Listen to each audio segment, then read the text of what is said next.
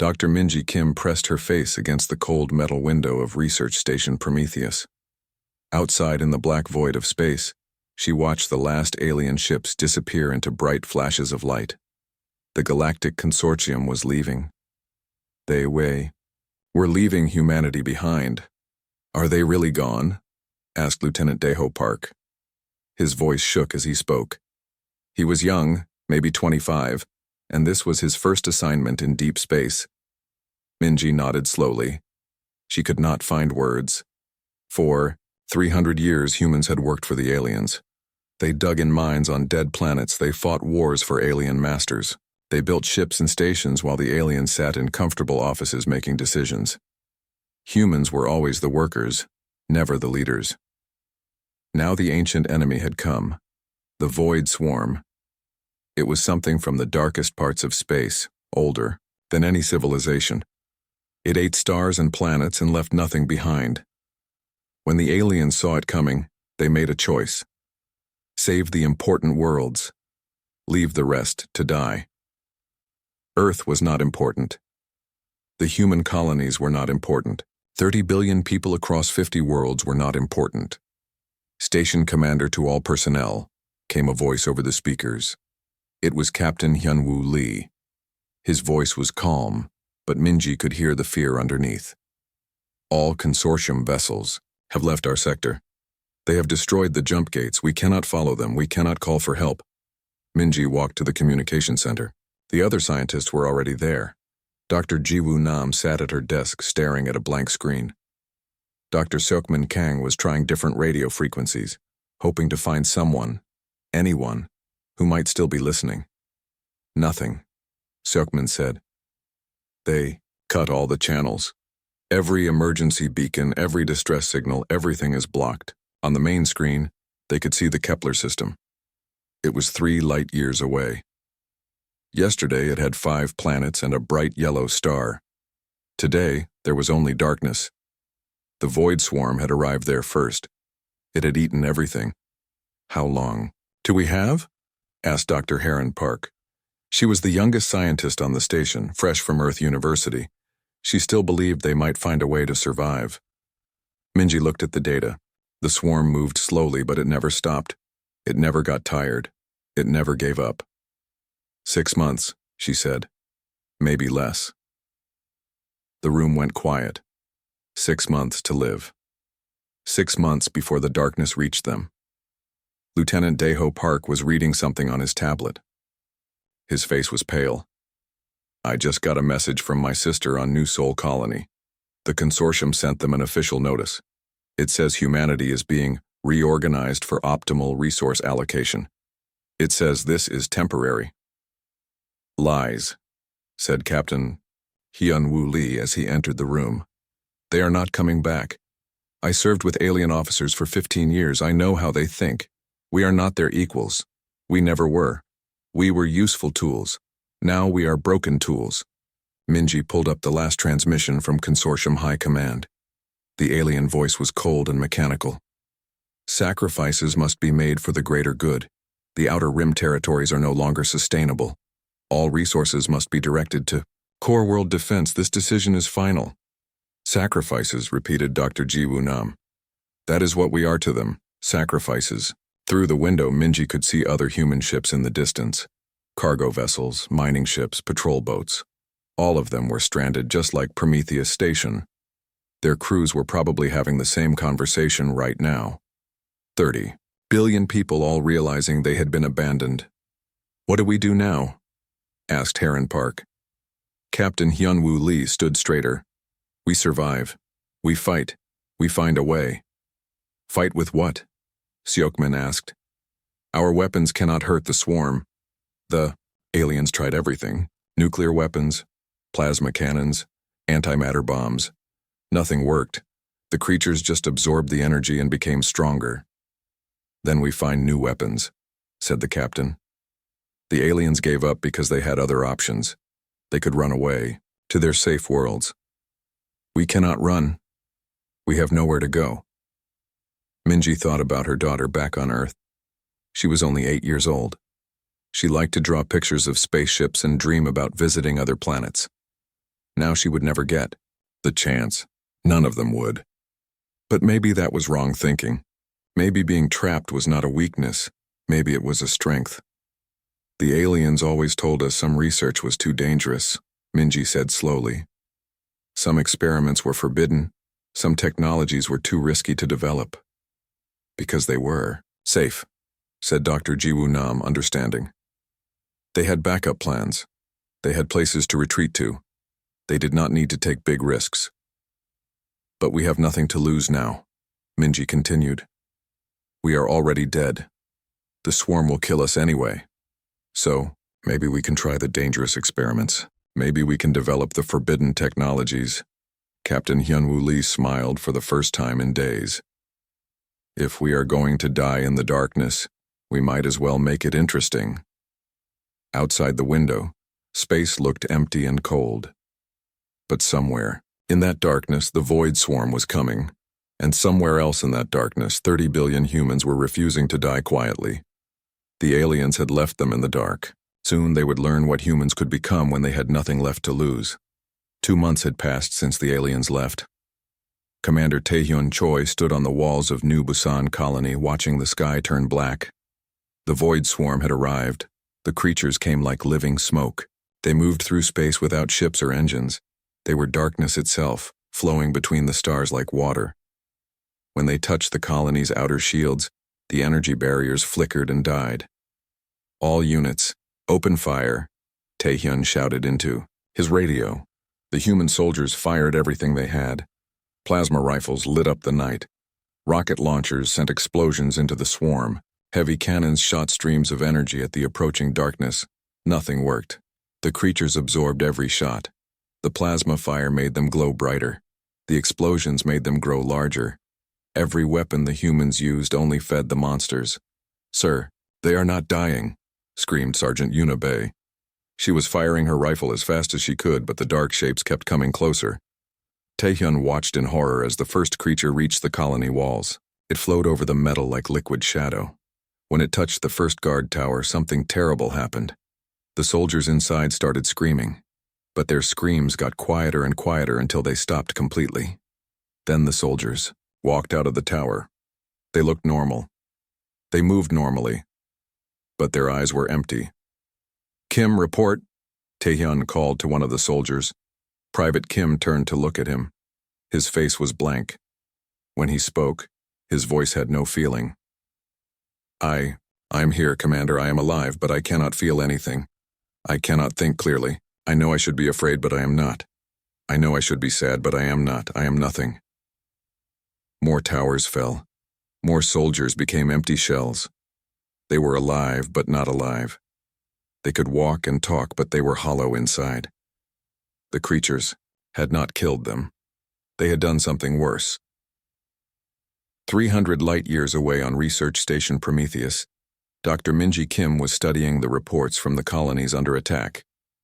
What she learned made her sick. "The swarm does not destroy randomly," she told her team. Dr. Jiwoo Nam and Dr. Seokmin Kang listened carefully. "Look at these patterns. It takes the youngest people first, then the smartest, then the strongest. It leaves the old and weak for last." "Like a farmer," said Dr. Heron Park. "It is harvesting us." Minji nodded. "I found records in the old archives. This has happened before. The swarm appears every few thousand years. It finds civilizations that have grown to a certain point. Then it feeds on them." She showed them images on the main screen. Dead worlds scattered across the galaxy. Planets where great civilizations once lived. Now they were empty rocks floating in space. "How many times?" asked Jiwoo. "Hundreds. Maybe thousands. Each time the civilizations tried to fight with normal weapons, each time they failed. The swarm consumed them and moved on." Seokmin was reading through research files. "The consortium knew this. They have records going back millions of years. They knew the swarm was coming. And they left us anyway," said Heron. Her voice was angry now. "They knew we would die and they did not care." Back on New Busan Colony, Commander Taehyun Choi was leading the survivors into the underground tunnels. Half his people were already empty shells. The other half were terrified. We cannot fight them with guns, he told his remaining soldiers. We need something else. In the tunnels, they found Dr. Minho Lim. He was the colony's head scientist. Before the attack, he had been working on experiments that the consortium had forbidden. I have been studying the creatures, Dr. Lim said. I captured one in an energy trap. It is not like any life form we know. It exists between energy and matter. It feeds on the force that makes us alive. Can we kill it? Asked Taehyun. No, but maybe we can use it. Dr. Lim led them to his secret laboratory. In the center was a cage made of pure energy. Inside the cage was a piece of living darkness. It moved like smoke, but it was solid. It pulsed like a heart, but it had no body. The consortium said this research was too dangerous, Dr. Lim explained. They said mixing human biology with unknown energy sources could create monsters. They said it could destroy us. We are already being destroyed, said Taehyun. Then maybe it is time to become monsters. On other colonies, the same conversations were happening. On New Seoul, Captain Soyeon Jin was studying captured swarm samples. On New Jeju, Major Jaewon Kim was experimenting with dark energy weapons. On every human world that still had time, scientists were breaking the rules that had kept them safe. Dr. Minji Kim received reports from all over human space. The message was always the same. Normal weapons failed. Normal defenses failed. Normal science could not save them. We need to try the forbidden experiments, she told her team. All of them. Everything the aliens told us not to do. It could kill us, warned Dr. Jiwoo Nam. We are already dying, Minji replied. At least this way we choose how. The void swarm continued its slow advance through human space. It had consumed 12 colonies already. Millions of people were now empty shells, alive but not living. The creatures grew stronger with each world they harvested. But in the laboratories and bunkers of the remaining human worlds, something new was beginning. Scientists were taking apart the rules that had limited them for centuries. They were studying energies that civilized species avoided. They were preparing to become something that had never existed before. The aliens had left humans to die in the darkness. But humans were learning that darkness could be more than just death. It could be transformation. 5 years had passed since the aliens abandoned humanity. The war against the Void Swarm had changed everything. Dr. Minji Kim stood in her laboratory on Research Station Prometheus, looking at what used to be impossible. In front of her was a container made of pure energy. Inside was a piece of living, darkness from the swarm. It moved like thick smoke, but when she touched the container, she could feel it pushing back. It was alive, it was intelligent, and somehow her team had learned to communicate with it. The breakthrough came 6 months ago, she explained to the group of survivors gathered around her. These were the last humans from dozens of colonies. They had come here because Prometheus was the only place still fighting back with any success. We discovered that the swarm creatures are not just monsters. They are the remains of an ancient civilization. Billions of years ago, when their universe was dying, they chose to become something else rather than face extinction. Commander Taehyun Choi stepped forward. His colony had fallen 3 years ago, but he had kept fighting in the tunnels and ruins. His face was harder now, older. How does this help us? We can become like them, said Dr. Jiwoo Nam. But different. Better. The room went quiet. Everyone understood what she meant, but no one wanted to say it out loud. Dr. Seokmin Kang activated a holographic display. It showed the process they had developed after years of dangerous experiments. The transformation requires a volunteer to be partially consumed by a captured swarm entity. Then, while the creature is feeding on your life force, you must fight, back from inside. Most people die, added Dr. Heron Park. She looked tired. She had watched too many experiments fail. The ones who survive become something new. They keep their human mind, but they can control the same dark energy that powers the swarm. Taehyun studied the display. The process looked painful. It looked like torture. What are the chances of survival? 1 in 10, Minji answered honestly. Maybe less. And if we do nothing? Asked Captain Soyeon Jin. She had arrived last week from New Seoul Colony with only 50 survivors out of 10,000 people. We all die anyway, said Taehyun. The swarm will reach the core human worlds in 2 years. Earth will fall in 3. He walked closer to the energy container. The dark creature inside seemed to notice him. It pressed against the walls of its prison, reaching toward him. I will do it. Taehyun, no, said Soyeon. There has to be another way. There is no other way. We tried everything else. We built bigger weapons. We made stronger shields. We evacuated planets, nothing worked. The only humans who ever hurt the swarm were the ones who used this process. Dr. Minho Lim had arrived from New Busan with data from his own experiments. We have 3 successful transformations so far. They call themselves Umbral warriors. They can fight the swarm creatures as equals. They can travel through space without ships. They can survive in the vacuum between stars. But they change, warned Dr. Heron Park. Each time they use their powers, they become less human. The first volunteer, Major Jaehwan Kim, can barely remember his original name now. He speaks differently. He thinks differently. Taehyun was already walking toward the transformation chamber. Then I will try to remember who I was.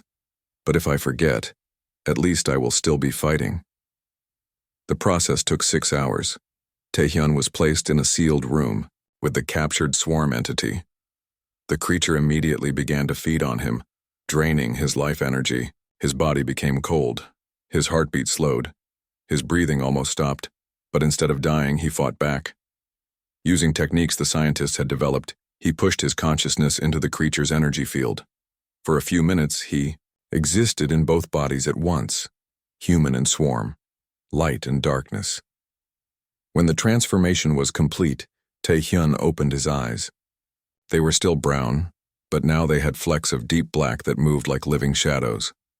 When he stood up, darkness flowed around his feet like water. How do you feel? Asked Minji. Taehyun thought for a moment. Different. I can sense things I could not sense before.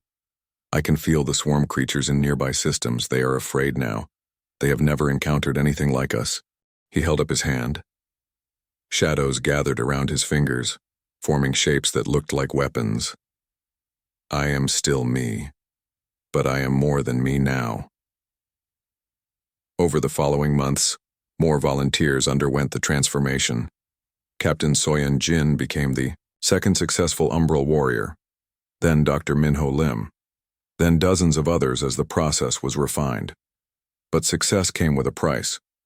The transformed humans could fight the swarm, but they were changing in ways no one had predicted.